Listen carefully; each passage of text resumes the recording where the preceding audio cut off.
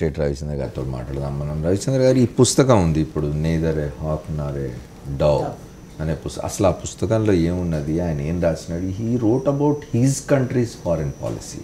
అయితే దాన్ని డెఫినెట్గా పాకిస్తాన్ విదేశాంగ విధానం గురించి మాట్లాడుకుంటున్నప్పుడు భారతదేశంతో సంబంధాలు కానివ్వండి, దక్షిణాసియాలో ఇతర దేశాల సంబంధాలు కానివ్వండి, అవన్నీ ఉన్నాయి. చైనాకు సంబంధించి, ఇతర శ్రీలంక, దానికంటే కూడా his role in implementing the dictats of ISI, ఇవన్నీ వాటికి సంబంధించి రాసింది. నిజానికి పెద్దగా ఇండియాలో ఎవరు దాన్ని అభ్యంతర పెట్టాల్సింది లేదు. ఇటీవల కాలంలో మనం చూసినట్టయితే ఒక సినిమా వచ్చింది బజరంగి భాయిజాన్ అని.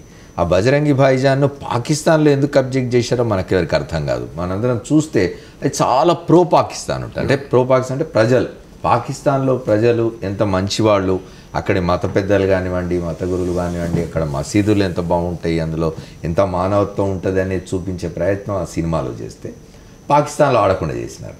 అట్లాంటిది పాకిస్తాన్ పుస్తకం ఒకటి ఇక్కడ దాని విదేశాంగ మంత్రి, మాజీ విదేశాంగ మంత్రి వచ్చి రిలీజ్ చేసుకుంటా అంటే దాన్ని రిలీజ్ చేయకుండా ఆపే ప్రయత్నం.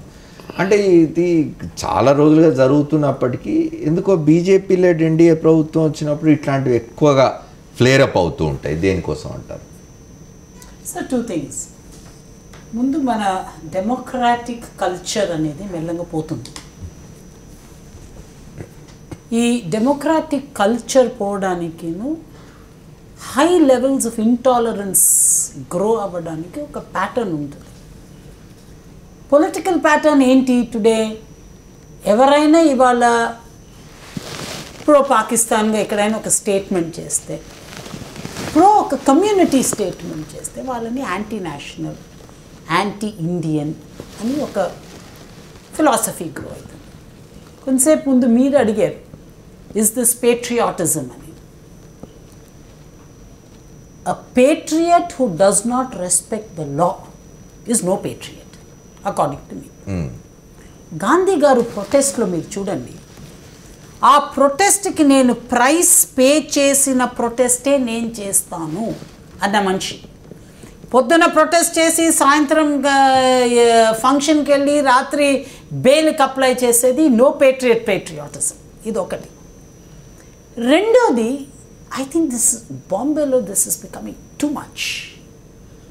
ఒక పొలిటికల్ పార్టీలో ఉన్న elements they are sending a message across the country, మాకిష్టమైనదే ఇక్కడ నడుస్తుంది. ప్రభుత్వాలు వేరే లెవెల్స్లో దానికి లొంగుతున్నారు. కాంగ్రెస్ మీ నాథురామ్ గోడ్సే బోల్తాయి వచ్చినప్పుడు కూడా they were huge protest by Congress at that point in time. So మన దేశంలో ఏమైంది అంటే ఇప్పుడు ప్రజాస్వామ్యం ఏంటి? నేను చెప్పింది, నేను ఒప్పుకునేది మీరు చెప్తే ప్రజాస్వామ్యం, లేకపోతే ప్రజాస్వామ్యం లేదు. It's a very dangerous signal. ఇప్పుడు కూడా the writing is on the wall. If we don't read it we are going to pay a huge price for it. Srinivas Reddy గారు చాలా కరెక్ట్గా చెప్పారు. కొంతవరకు రాజకీయాలు, ప్రభుత్వాలు, law and order enforcing agencies వాళ్ళు ఇవంతా చేయాల్సింది కరెక్టే. కానీ ప్రజలు వాళ్ళు చేసుకుంటారులే మనకెందుకు అని మనం ఇఫ్ వి కీప్ క్వైట్, ఇలాంటి సంఘటనలు మరీ ఎక్కువైతాయి. అక్కడి వరకు ఎందుకండి? పోయిన వారం హైదరాబాద్లో ఒక ప్లే జరపను అన్నారు కదా, ఒక ప్రభుత్వం ఆ ప్లేకి మేము ఇట్లాంటి ప్లేస్లో పర్మిషన్ ఇవ్వమన్నారు కదా. అదే ప్లే పోయి లామకాన్లో చేసిన తర్వాత ఏమైంది అక్కడ? What was the protest? Calculated risk అనేది ఒక గవర్నమెంట్ తీసుకోవాలి. డావిన్సీ కోడ్ సినిమా వచ్చినప్పుడు ఇక్కడ లా అండ్ ఆర్డర్ ప్రాబ్లం ఉంటుంది అంటే మన హైకోర్టు ఏమన్నది? లా అండ్ ఆర్డర్ నీ పని, సినిమా తీయడం మానే పని, నీ వల్ల కాదంటే చెప్పు, నీ ప్రభుత్వం పోతుంది అన్నది. So governments can no longer be apologetic, strong stances తీసుకోవాలి. ఇవాళ రాజకీయాల వలన. రవిచంద్ర గారు ఒక్క నిమిషం ఇంటరప్ట్ చేస్తాను నేను. ఇన్నయ్య గారు అమెరికా నుంచి ఫోన్ లైన్లో ఉన్నారు. ఇన్నయ్య గారు వారికి ఇట్లాంటి అనుభవం ఉన్నది, మాట్లాడండి. ఇన్నయ్య గారు నమస్కారం. ఇన్నయ్య గారు మాట్లాడండి. ఇన్నయ్య గారు నమస్కారం. హలో, కమ్యూనికేషన్ డిలే ఉంటుంది.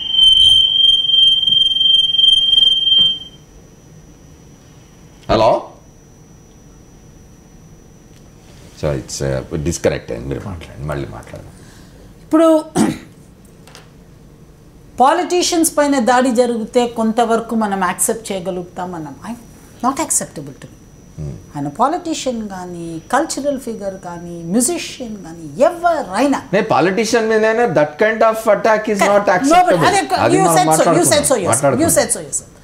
కానీ ఇప్పుడు ఏమవుతుందంటే దాడి చేయడం అనేది అలవాటు అయిపోతుంది.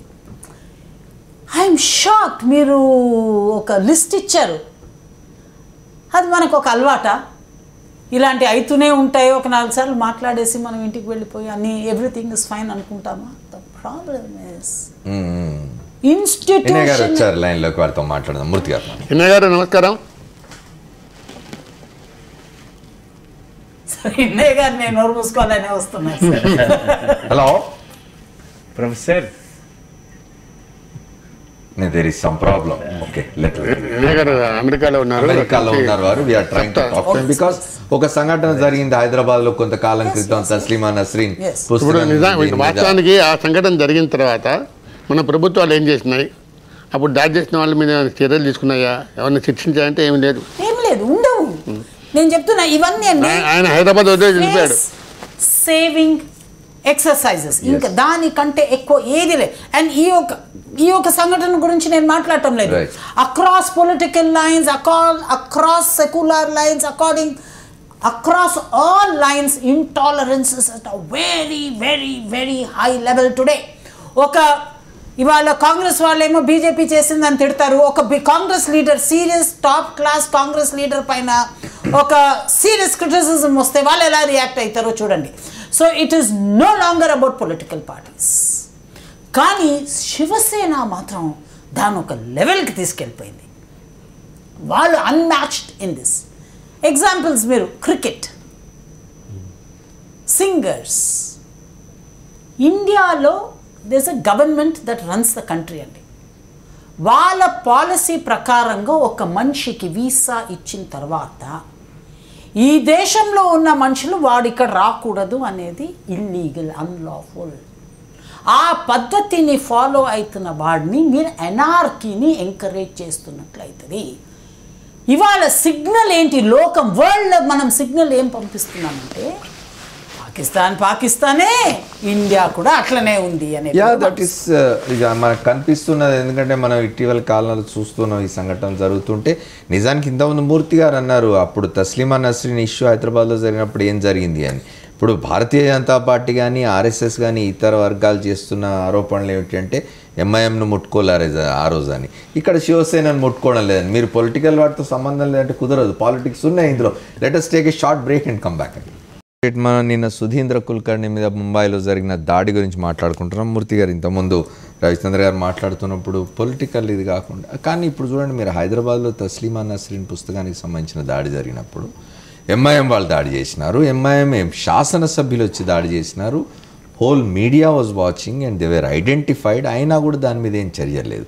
దాన్ని ఆర్గనైజ్ చేసినందుకు ప్రొఫెసర్ ఇన్నయ్య గారు who was a journalist for a long time, a senior journalist, ఆయన నిజానికి హైదరాబాద్ వదిలిపెట్టి వెళ్ళిపోవచ్చు. He was forced to leave Hyderabad and settle in US with his children. పిల్లలు భయపడ్డారు, కూడా అమ్మేసి వెళ్ళిపోవాల్సిన పరిస్థితి వచ్చింది.